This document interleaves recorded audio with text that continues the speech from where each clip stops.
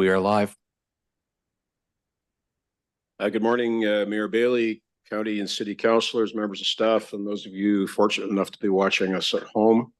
Welcome to the Social Services Committee meeting for Wednesday, November the 8th. Do we have the roll call? The roll has been taken. And could I see a hand from anybody who has a declaration of conflict of interest? Seeing none, we shall forge on. We don't have any presentations or anything today. Can I get a mover and a seconder for everything that is before us? Councillor Sless, Councillor Oakley, thank you very much. Do members of committee wish to separate any items for discussion? Councillor Carpenter. 6.1. 6.1, the minutes of October 4th. And the other item, anyone want that separated?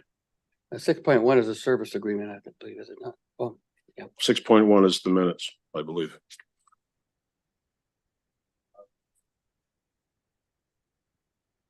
I have it as a service agreement. Sorry, Cal. Yeah, I'm looking at another document. 6.1 service agreement. Yes, okay. Thank you. And we'll go ahead and vote then on the minutes. Those in favor? And that carries unanimously. A strong vote of support for the minutes. Excellent. Councillor Carpenter, go ahead and lead off on 6.1. Yes, the staff. Now this reestablishing these new agreements. Ministry's changed the rules. Now we look at minimum term of 10 years. And you mentioned that we have all those units, 1,158 are ours and the rest are privately owned or not for profit. Good morning, Mary Musson, Director of Housing and Homelessness Services. Through the chair, yes, that is correct. Those are nonprofit or co-op housing provider units. And it also talks about the geared income agreement to continue funding rent geared income. Are we in agreement to fund all the rent to geared income we currently have? So through the chair, these service agreements are going to be for housing providers once they reach end of operating agreements or end of mortgage. So it is separate from the current rent geared to income agreements. What it will entail is that for any housing provider who wishes to remain with the city of Brantford as the service manager for housing and homelessness, we will enter into new agreements. Most of them will be agreeing for rent supplement units. So it will be offsetting costs, but through rent supplements. Rent geared to income would be a very important part of that to make sure that units remain affordable for households who are considered low income. So when we look at rent geared income in this new agreement, are we increasing the rent geared income options? Are we providing more housing this way or more affordable housing? So through the chair, the goal would be to maintain at least the same service level standards, but increasing them would be a great benefit. So increasing them is an option. Through the chair, yes, that would be an option if possible. Okay, and it also talks about if they wish to opt out of the agreement, maybe even sell their units, that they could sell them to the private sector. Do we have first right of refusal to buy those units in any way? And can that be part of the agreements going forward? If they decide to get out of their agreements, we have right of first refusal. That way we actually can make sure we maintain housing stock. So through the chair, if they wish to exit from the service manager, we actually have to enter into a different type of exit agreement with the housing provider, and they would have to guarantee a certain number of units to remain at the rent geared to income or affordable levels, and they would actually have to demonstrate that they are financially self-sufficient to maintain enough capital reserves to maintain those units. If they were to sell them though, if they were to opt out completely and sell them, then what happens? Through the chair, those would be individual negotiations that we would have to look into and seek our legal advice to make sure that we're entering into appropriate agreements. And would we have right to buy those units? They're going to sell them to the private sector, for example. Through the chair, I wouldn't know the answer to that. We could look into that further and bring that back to you. Yes, I'd like to know so that we know that we can maintain as many units as possible in the city, since we say affordable housing is important to us. So I'd like it to be reflected here. Thank you. Councillor, thank you. Before I go to the next speaker, I should advise the committee that we did have regrets from Mayor Davis, from Councillor Samwell, and from Councillor Chambers. Councillor Sless, you're next in the queue. Go ahead, please. Yes, thank you, Mr. Chair. I just wondered if we could have staff just give a brief overview of the entire report.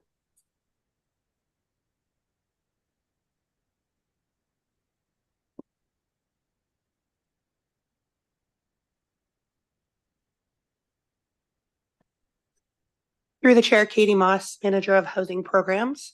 So this report outlines the different options for housing providers who are currently in our system and reaching end of operating or end of mortgage agreements. The providers end their agreements at different phases. Some are, 23, 24, and goes all the way to 2029. So with the approval of this report, we'll be meeting with housing providers individually to create new service agreements or exit agreements based on what the individual provider is wanting to do.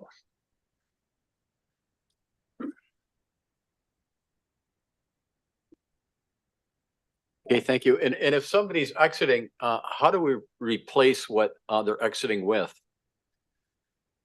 Through the chair, that would depend on each individual provider's preference. So if a provider decides to exit the agreement, as Mary mentioned, we would have to ensure they're financially viable to continue on their own.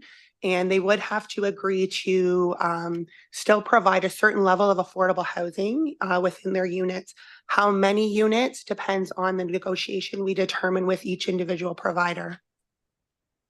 So once this process plays itself out, could we be coming up shorter than we are today? Through the chair, that is a possibility. But from conversations I've been having with individual providers, it is sounding like most would like to continue in the system. So once this report passes, we'll be getting together with each individual provider to determine what that's going to look like, and definitely encouraging them to stay in the system and finding ways to make it work for them. Okay, and I guess just finally, if we do find ourselves in a deficit position, unit wise, do we have a plan to deal with that? Through the chair, so we do, we would like to maintain, and we do have a certain service level that we are required to maintain through the province. So that's 1,045 rent geared to income units. And we would be looking at finding other ways to do that, whether it's through rent supplements with private landlords or increasing the geared to income units with providers choosing to stay in. Okay, thank you. Thank you. If I can, through you, Mr. Chair, Brian Hutchings, just add just a supplement to Katie. She's done a great job answering. Just a supplement. You look at the very, very last page, is buried in the report. It provides a list of the 12 providers, and you look at their raison d'etre, their objects of incorporation. This is what they incorporated to do, was to do housing. So we have a good relation with them. We knew in 1999 when we did the transfer from the province, this was 25 years out. Actually, we knew, and here I am. We knew that this could be an issue, but we're going to work with them, and that's what they're in business to do. Hopefully do. If not, we'll have to come back to this council. And we have a planned report in December. Look at how we're going to reach our goals and look at where the locations of various housing will be. And so this is part of the job of us managing this situation. Appreciate that. Thanks for both. Thanks, Mr. Chair. Councillor, thank you. Councillor Bell, you have the floor. Go ahead, please. Yeah, thank you, Mr. Chair. Firstly, thank you to the staff for producing this report. I banged on about this for a little while, so thank you to Katie and Mary.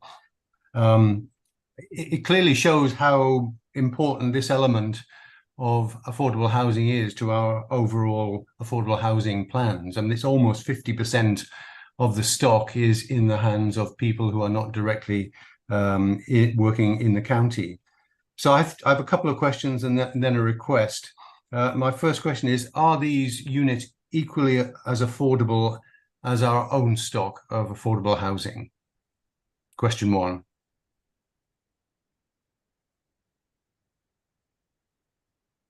Through the chair, yes, they are. Thank you. And secondly, do we have a schedule of when these approximately 1,026 units are coming up for renewal? I can't imagine they're all coming up at the same day, but are they spread out over a reasonable period of time that allows us to react should one of them or more of them not choose to re-enter into a contract with us? Through the chair, yes, there is a schedule that exists, and it runs between 2023 and 2029, depending on the individual provider. Okay, I would, through the chair, I would appreciate if perhaps you could share that with us. That would be very helpful. And my final request is, could we get an annual update on this stock of housing? could be lost in, or not lost in, but could be included in one of the other reports that you submit to us annually. Yes, we can do that. Thank you very much. Thank you, Mr. Chair. Councillor, thank you. Councillor Miller, you have the floor. Go ahead, please. Thank you, Mr. Chair. Just two questions.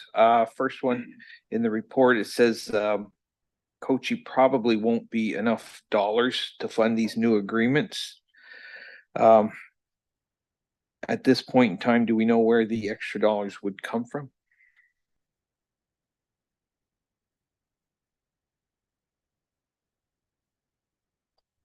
At this point in time, we don't know where the extra dollars will come from. And I guessed as much because it probably would have said it in the report. So, okay. Hopefully, well, hopes again, not a good strategy, but provincial federal dollars are always welcome. I was going to ask, is there any feedback from the nonprofit providers at this point on these agreements? I don't know if they've seen them. It was mentioned earlier that most of them sounds like they're will stay in the program. Have you had any other feedback? Are they happy with this? Are they not happy? Any feedback? Through the chair, it is a bit of a confusing process for the providers. However, there's been lots of learning along the way, both for city staff and nonprofit providers. So at this time, they are feeling a little unsure about how this is going to look.